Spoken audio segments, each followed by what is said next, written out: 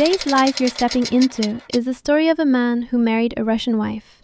You're 31, living in a decent apartment on Chicago's north side. It's small, but it has floor-to-ceiling windows, a dishwasher, and a shared space you could barely call a gym.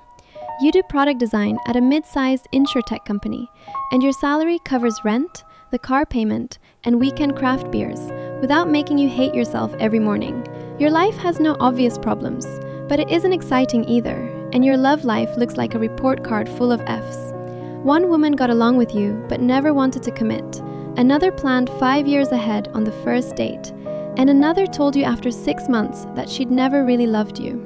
No relationship was bad enough to become a sad story at parties, and none was good enough to fill the emptiness inside you. One Thursday night, you sit alone at the kitchen island with a beer. A coworker had egged you on to reinstall Hinge that day, and you hadn't wanted to. But back home, facing the empty apartment and leftover burritos, you opened the app anyway. You had no expectations, just swiping through photo after photo. Halfway through the beer, her profile appeared.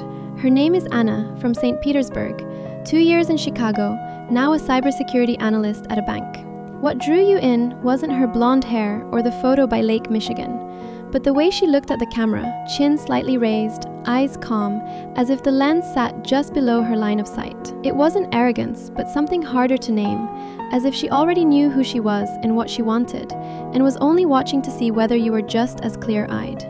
You hit like, and 4 minutes later your phone buzzed. It's a match. Her first message wasn't "Hi" or "How was your weekend?" but a question. If money weren't a factor, how would you want to spend the next 10 years? She skipped all the small talk, as if pleasantries were just a waste of everyone's time. Some women you dated couldn't say what they wanted after 3 weeks.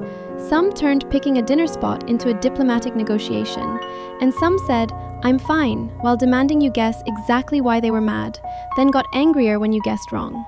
Anna was nothing like that, talking to you as if you were both adults with limited time, better off finding out quickly whether you were worth knowing than performing for 2 months. By the second conversation, you felt a rare kind of nerves, not fear of rejection, but the flutter that only comes when someone who truly matters shows up.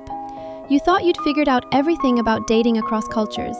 You'd read the articles about cultural differences, heard your friends' stereotypes about Eastern European women, and thought you'd already guessed every possible ending. But the truth was, you knew nothing. The first date was at a cafe in Lincoln Park. Within 20 minutes of sitting down, she asked you 3 questions. What do you really want from life? Not the answer you'd give at a work retreat. What are you best at? Do you want kids? No small talk about the weather. No safe questions like which football team you liked.